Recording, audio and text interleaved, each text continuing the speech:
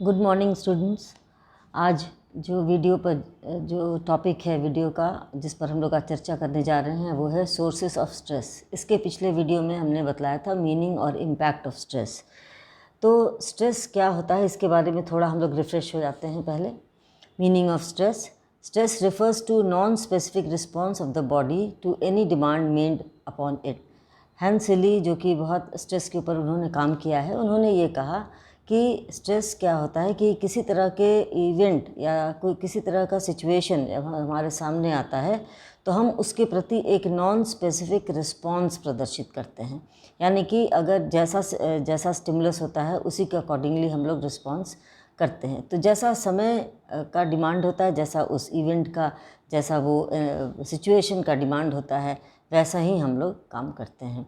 तो वैसी स्थिति को हम स्ट्रेस कहते हैं। स्ट्रेस एक मानसिक स्थिति है जो कि जिसको अधिकतर लोग नेगेटिव सेंस में ही यूज़ करते हैं, परंतु हम लोग देखेंगे कि इसका पॉजिटिव और नेगेटिव दोनों ही एस्पेक्ट होता है। Stress is many faceted process that occurs in us in response to events that disrupts or threaten to disrupt our physical and psychological functioning। यानी कि स्ट्रेस क्या होता है, वो मल्टी फेसेटेड प्रोसेस है, यानी कि उसके बहुत तरह के इफ़ेक्ट्स देखे जाते हैं और तरह तरह के कारण से तरह तरह का इफ़ेक्ट जो कि हमारे डे टू डे लाइफ में हम ऐसा फील करते हैं और हमको तरह तरह के इवेंट से हमको गुजरना पड़ता है। वैसे स्थिति में वो जो सिचुएशन है या वो जो इवेंट है वो हमारे फिज़िकल यानी शारीरिक और मनोवैज्ञानिक साइकोलॉजिकल जो फंक्शनिंग होता है, जो क्रियाएं होती हैं, उसको वे लोग प्रभावित करते हैं। तो ये स्ट्रेस है। अब ये दोनों डेफिनेशंस के आधार पर ये चार प्रकार की बातें हैं जो कि हम यहाँ बताना चाहेंगे। एक तो है कि स्ट्रेस इज़ मल्टी फेसेटेड, यानी कि अभी हमने बतलाया कि मल्टी फेसेटेड होता है क्योंकि वो बहुत कारणों से होता है और बहुत तरीके से हमारे सामने आता है। डिफरेंट वेज़ का वो होता है। स्ट्रेस जो स्ट्रेसर होता है, जो हमारे अंदर स्ट्रेस पैदा करता है, वो बहुत प्रकार के होते हैं और उसको हम लोग विभिन्न प्रकार से उसके रिएक्शंस भी शो करते हैं। ये इंडिविजुअल टू इंडिविजुअल डिपेंड करता है। दूसरा है पॉजिटिव एंड नेगेटिव स्ट्रेस, यानी कि जैसे कि हमने बताया कि मोस्टली स्ट्रेस को हम लोग नेगेटिव स्ट्रेस के रूप में समझते हैं, लेकिन ऐसी बात नहीं है। कुछ कुछ ऐसे भी इवेंट्स होते हैं या कुछ कुछ ऐसे भी सिचुएशंस होते हैं जो पॉजिटिव होता है, यानी कि कुछ अच्छा कुछ हो रहा है, किसी तरह का ऐसा फंक्शंस है घर में या कोई किसी ऐसा तरह इवेंट है जो कि हमें खुशी दे रही है, लेकिन फिर भी उसको संपन्न कराने में हमें जो स्ट्रेस का सामना करना पड़ रहा है उसको हम पॉजिटिव स्ट्रेस कहते हैं। तो उसको हम यू स्ट्रेस कहते हैं। और दूसरा जो हमको काम करने के लिए और ज़्यादा मोटिवेट करता है उसको हम लोग यू स्ट्रेस कहेंगे। इट इज़ नॉट रॉन्ग, ये होना चाहिए, तभी हम किसी काम को अच्छे तरीक़ा से कर सकते हैं। नेगेटिव स्ट्रेस को डिस्ट्रेस कहते हैं, जो कि हमारे अंदर नेगेटिव फीलिंग्स को पैदा करते हैं और नेगेटिव इवेंट्स और नेगेटिव तरह से हम लोग सोचने लगते हैं, तो वैसे को हम नेगेटिव स्ट्रेस कहते हैं। साइकोलॉजिकल एंड फिजियोलॉजिकल इम्पैक्ट, ये हमने पहले ही बतलाया कि जब भी हम स्ट्रेसफुल सिचुएशन में होते हैं तो हमारा मन और शरीर दोनों ही प्रभावित होता है और मन में यानी मानसिक प्रॉब्लम्स भी उत्पन्न हो जाते हैं और शारीरिक प्रॉब्लम्स भी उत्पन्न हो जाते हैं। कई ऐसे बीमारी हैं जो कि साइकोसोमैटिक डिज़ॉर्डर्स हैं जो कि इस कारण स्ट्रेस के कारण होता है, जैसे डायबिटीज़ है, हार्ट प्रॉब्लम है, हाइपर एसिडिटी है, स्टमक ये जो अल्सर होता है वो होता है। तो इस तरह से बहुत सारी ऐसी बीमारियां होती हैं जो कि इसके चलते, आर्थराइटिस होता है, बहुत सारी बीमारियां हैं। नो फिक्स ड्यूरेशन, इसका कोई ड्यूरेशन फिक्स नहीं होता है। कभी कभी ये कम समय के लिए भी होता है, कभी कभी अधिक समय के लिए भी होता है और बहुत दिनों तक जब कोई व्यक्ति किसी बात को लेकर स्ट्रेसफुल रहता है तो फिर आगे चलकर काफ़ी प्रॉब्लम्स उसे फेस करना पड़ता है। आइए अब आज के मेन टॉपिक पर हम लोग आते हैं, वो है sources of stress. Sources of stress का मतलब होता है ऐसे कौन कौन से स्रोत होते हैं, ऐसे कौन कौन से कारण होते हैं जिसके द्वारा व्यक्ति के अंदर स्ट्रेस उत्पन्न होता है। तो सबसे पहले स्ट्रेसफुल लाइफ इवेंट्स के बारे में हम लोग बात करेंगे कि हमारी ज़िंदगी में तरह तरह की घटनाएं घटती रहती हैं, ऐसा हम सभी जानते हैं। कुछ सुखद होती हैं, कुछ दुखद होती हैं और दोनों ही घटनाओं में, चाहे वो सुखद घटना हो चाहे वो दुखद हो, दोनों में हमें एडजस्टमेंट की आवश्यकता पड़ती है। और जैसा कि हम जानते हैं कि यदि हम अपने बिहेवियर को को समायोजित नहीं कर पाते हैं सिचुएशंस में, तो वो हमें स्ट्रेस में डाल सकती है। तो जब हम तभी स्ट्रेस्ड होते हैं when we are not able to adjust ourselves in different situations in life. तो इस तरह के इमोशनल डिस्टर्बेंसेस भी, इमोशनल डिसऑर्डर्स भी हो जाते हैं।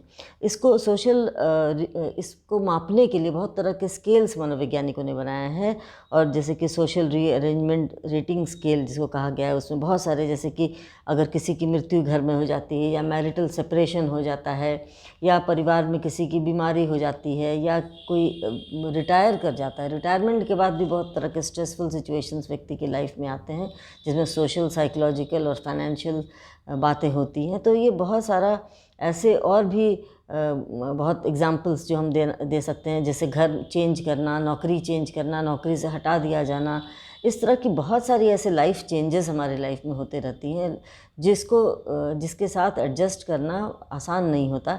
परंतु उसको जब तक हम लोग एडजस्ट भी नहीं कर पाते, तब तक हमारे अंदर वो स्ट्रेस की सिचुएशन चलती रहती है। तो इस तरह से, और कभी कभी क्या होता है कि एक हैबिट के चलते भी स्ट्रेस होता है, जैसे कि किसी को सिगरेट पीने की आदत है, किसी को अल्कोहल पीने की आदत है, किसी को चाय पीने की आदत है, किसी को कॉफ़ी पीने की आदत है। ये आदत जो होती है वो खुद ब खुद एक स्ट्रेस का रूप है। यदि उस व्यक्ति को समय पर वो नहीं मिलता है जिसकी उसकी आवश्यकता है, तो उसे बहुत ज़्यादा स्ट्रेस होता है। तो ये हमारे हैबिट्स के ऊपर भी डिपेंड करता है। तो इस तरह से हम लोग देखते हैं कि बहुत सारे ऐसे लाइफ इवेंट्स होते हैं जो कि हमारे अंदर स्ट्रेस पैदा कर सकते हैं। दूसरा है conflict of motives. Conflict of motives का मतलब होता है कि जब दो मोटिव के बीच में संघर्ष होता है, तब तनाव उत्पन्न होता है। जैसे समझ लीजिए कि अगर किसी के अंदर दो एम या दो इच्छाएं प्रबल हैं, और दोनों इच्छाओं को वो पूरा करना चाहता है, परंतु वो किसी एक समय में एक ही इच्छा को पूरा कर पाता है, तो जिस इच्छा की वो पूर्ति नहीं कर सकता, वो आपस में कन्फ्लिक्ट होगा कि क्या करें और क्या ना करें। इस तरीके से जब दो स्ट्रॉन्ग डिज़ायर्स आपस में मिलते हैं और आपस में कन्फ्लिक्ट करते हैं, अंतर्द्वंद चलता है मन में, उस समय स्ट्रेसफुल सिचुएशंस आ जाता है। तो इस तरह से हम देखते हैं कि कभी कभी हमारे मन में भी बहुत सारे ऐसे विचार होते हैं जिसको कि हम चाहे तो अतिरिक्त छोड़ देते हैं, उसके चलते भी तनाव होता है, और अगर पूरा नहीं कर पाते या पूरा कर भी लेते हैं तो दूसरे को छोड़ देते हैं, दूसरे मोटिव को, तो फिर वो हमारे अंदर स्ट्रेस पैदा करता है। उसके बाद है डेली हैसल्स। डेली हैसल्स का मतलब होता है आए दिन जो हमारे डेली लाइफ में जो छोटी छोटी उलझनें होती हैं, जिसके चलते हमें तनाव उत्पन्न हो सकता है। छोटी छोटी बातें होती हैं, अब जैसे कि घरेलू बातें हैं, नौकरी में जब हम जाते हैं वर्क प्लेस में, वहाँ पर जो छोटी छोटी घटनाएं होती हैं हमारे स्टूडेंट्स के साथ, या समझ लीजिए कोई ऐसे कॉलेज का सिचुएशन है तो स्टूडेंट्स हैं, प्रिंसिपल हायरार्की है, उसमें किसी तरह का प्रॉब्लम होता है। अगर कोई ऐसा कॉरपोरेट जॉब है तो वहाँ पर जो जितने भी जो हर तरह के प्रोटोकॉल्स होते हैं, हर तरह का तो वहाँ पर किस तरह से व्यक्ति अपने आप को एडजस्ट कर सकता है। तरह तरह की हैसल्स आते रहती हैं हमारे लाइफ में।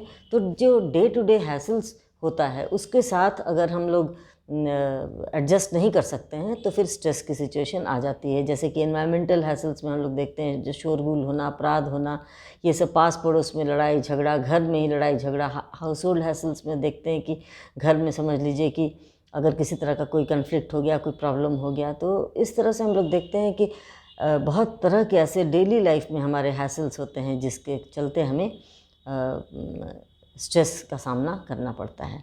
उसके बाद है stress work related sources. Work related sources का मतलब होता है कि जैसे कि हम लोग कहीं जाते हैं, अगर जब हम नौकरी करते हैं वहाँ पर अगर किसी तरह का स्ट्रेस होता है, अगर एम्प्लॉयर है, एम्प्लॉई है, अगर दोनों के बीच अच्छा तालमेल नहीं बन पाता है, अगर फिज़िकल एनवायरनमेंट अच्छा नहीं है, समझ लीजिए जहाँ हम काम करने जा रहे हैं वहाँ बैठने का जगह सही नहीं है, वहाँ लाइट की व्यवस्था नहीं है, वहाँ पर अगर गर्मी का दिन है तो पंखा नहीं है, या जो भौतिक जो इंफ्रास्ट्रक्चर होना चाहिए वो यदि सही नहीं है तो वहाँ काम करने में काफ़ी स्ट्रेस महसूस होता है। अगर कलीग्स के साथ अच्छा रिलेशनशिप ना हो, अगर हमारा कॉलेज का या जो भी हमारा ऑफिस का वातावरण अगर अच्छा नहीं है, तो वहाँ पर हम लोग देखते हैं कि काफ़ी वर्क रिलेटेड भी स्ट्रेसेस हो जाते हैं। जैसे समझ लीजिए कभी कभी एक ही समय में बहुत तरह के काम करने पड़ जाते हैं, तो उस समय भी स्ट्रेस होता है। और वो स्ट्रेस का जो प्रभाव है वो हमारे मानसिक और शारीरिक दोनों ही पर पड़ता है। उसके बाद है एनवायरमेंटल सोर्सेस। एनवायरमेंटल सोर्सेस यानी कि जो हमारे पर्यावरण में, जो हमारे समाज में वो किसी भी तरह का अगर प्रॉब्लम्स आता है, जैसे कि समझ लीजिए कि नेचुरल जो कैलेमिटीज़ आते हैं, जैसे समझ लीजिए आग लगना, भूकंप होना, आंधी तूफान आना, या फिर अगर हम कहें कि जो आसपास के वातावरण में अगर किसी का मर्डर हो जाना, किसी भी एंटी सोशल कोई वर्क हम लोग देखते हैं या कुछ हो रहा है, या पेपर ही पढ़ते हैं, न्यूज़पेपर पढ़ते हैं और उसमें हम देखते हैं कि हमारे शहर में क्या हो रहा है, अगर किस तरह, तो उसका भी प्रभाव हमारे कहीं ना कहीं हमारे मन पर पड़ता है। उसके बाद पोल्यूशन का प्रभाव हमें स्ट्रेस पैदा कर सकता है, जैसे नॉइज़ पोल्यूशन, बहुत ज़्यादा साउंड है या बहुत ज़्यादा धूल है, बहुत ज़्यादा गंदगी है, उस सब के चलते भी, ये सब एनवायरमेंटल फैक्टर्स हैं जिसके चलते हमारे अंदर तनाव उत्पन्न हो सकता है। अब हम लोग आते हैं फैक्टर्स यानी कि कौन कौन से ऐसे फैक्टर्स होते हैं जिसके द्वारा हमें स्ट्रेस उत्पन्न हो सकता है। तो इसमें हम लोग ये देखते हैं कि सबसे पहले आता है nature of stressor. Nature of stressor का मतलब होता है कि जैसा कि हमने पहले भी बताया आपको कि अगर समझ लीजिए कि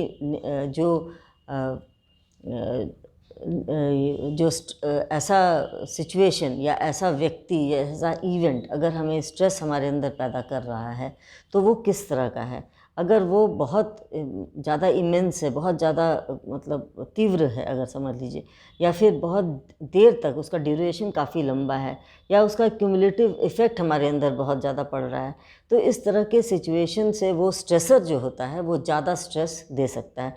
जैसे अगर समझ लीजिए परिवार विच्छेद होता है, जैसे विवाह विच्छेद हम कह सकते हैं, डाइवोर्स कह सकते हैं, गंभीर बीमारी कह सकते हैं, नौकरी का छूटना कह सकते हैं, किसी की बहुत प्रिय कोई है उसकी मृत्यु हो जाती है, उसको हम ये सब काफ़ी तनावपूर्ण सिचुएशन होता है।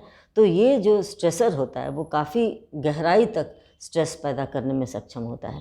और जो हल्के प्रकार के होते हैं, कुछ ऐसे स्ट्रेसेस होते हैं जो कि स्ट्रेसर होते हैं जो हमें हल्के प्रकार का स्ट्रेस देता है, तो उसे हम लोग लाइट स्ट्रेसर या माइल्ड स्ट्रेसर भी कह सकते हैं। दूसरा होता है individual perception and tolerance of stress. इसका मतलब ये होता है कि जब एक व्यक्ति जो स्ट्रेसर जो होता है, सभी व्यक्तियों में एक समान तनाव उत्पन्न नहीं करता। यानी कि अगर कोई तनावपूर्ण स्थिति है और दो व्यक्ति हैं, तो दोनों व्यक्ति को समान रूप से तनाव नहीं होगा। कुछ में गंभीर तनाव उत्पन्न हो सकता है, कुछ में हल्का तनाव भी उत्पन्न हो सकता है। इसका कारण क्या है? मेजरली इसका कारण ये होता है कि दो व्यक्ति कभी एक समान नहीं होते। उनका व्यक्तित्व, उनका एडजस्टिंग पावर, उनका सहन शक्ति या बहुत सारे ऐसे पर्सनैलिटी कैरेक्टरिस्टिक्स होते हैं जो कि इम्पॉर्टेंट होता है इसमें। तो इसमें हमें प्रत्यक्षण की क्रिया, व्यक्ति का प्रत्यक्षण कैसा है, परसेप्शन कैसा है, उसमें टेंशन सहने की सहन शक्ति कैसी है, या फिर वो किस तरह से अपने उस तनाव को लेता है। तो ये सारी बातें जो हैं वो डिपेंड करती हैं कि परसेप्शन, ये स्ट्रेस की जो तीव्रता होगी वो कैसी होगी।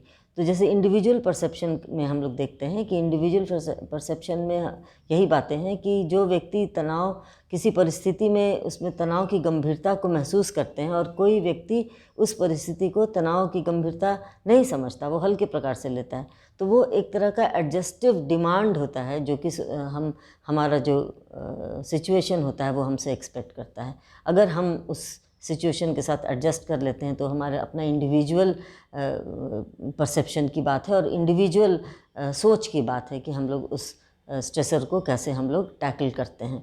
और दूसरा होता है स्ट्रेस टॉलरेंस। स्ट्रेस टॉलरेंस का बात होता है कि बहुत लोगों में बहुत सफलतापूर्वक परिस्थिति का सामना कर लेते हैं और वे लोग उसको टॉलरेट करते हैं, बर्दाश्त करते हैं और उस स्ट्रेस के साथ काम करते हैं और अच्छा करते हैं। परंतु कुछ लोगों में छोटी मोटी बातों को लेकर भी काफ़ी स्ट्रेस हो जाता है।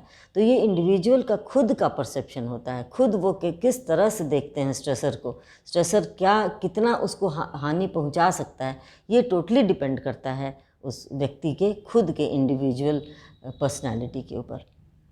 और फिर लास्ट है सोशल सपोर्ट। सोशल सपोर्ट का मतलब होता है कि सामाजिक समर्थन का भी प्रभाव इसमें हम देखते हैं। जैसे कि अगर समझ लीजिए कि समाज में अगर कोई ऐसा फंक्शनल सपोर्ट हमें नहीं मिल पा रहा है या स्ट्रक्चरल सपोर्ट, सोशल सपोर्ट नहीं मिल पा रहा है, तो उसमें क्या होता है कि हमें स्ट्रेस हो जाता है। जैसे समझ लीजिए कोई बहुत गंभीर रूप से बीमार है और उसको सोशल सपोर्ट नहीं मिल पा रहा है, सोसाइटी में इस तरह से मदद वो चाहता है लेकिन वो मदद कोई कर नहीं पा रहा है, उसको सामाजिक समर्थन की कमी उनको हो रही है, तो ये क्या होता है कि तनाव की गंभीरता अधिक उत्पन्न हो जाती है उनमें। ऐसे लोगों में जो मोर्टेलिटी की दर भी अधिक हो जाती है। तो हम लोग ये देखते हैं कि इस तरह के इतने सारे स्ट्रेसर्स होते हैं जिसके चलते व्यक्ति के अंदर स्ट्रेस उत्पन्न होता है। अब अगले वीडियो में हम लोग पढ़ेंगे इसके इफ़ेक्ट्स को, स्ट्रेस के इफ़ेक्ट्स को पढ़ेंगे। आज हम लोगों ने सोर्सेस ऑफ स्ट्रेस पढ़ा कि किस माध्यम से, किस तरीके से हमारे अंदर स्ट्रेस उत्पन्न होता है, और आशा है आपको वीडियो समझ में आया होगा। अगर किसी तरह का कोई प्रश्न होगा तो मैसेज बॉक्स में जाकर ज़रूर पूछेंगे और कमेंट करेंगे। धन्यवाद।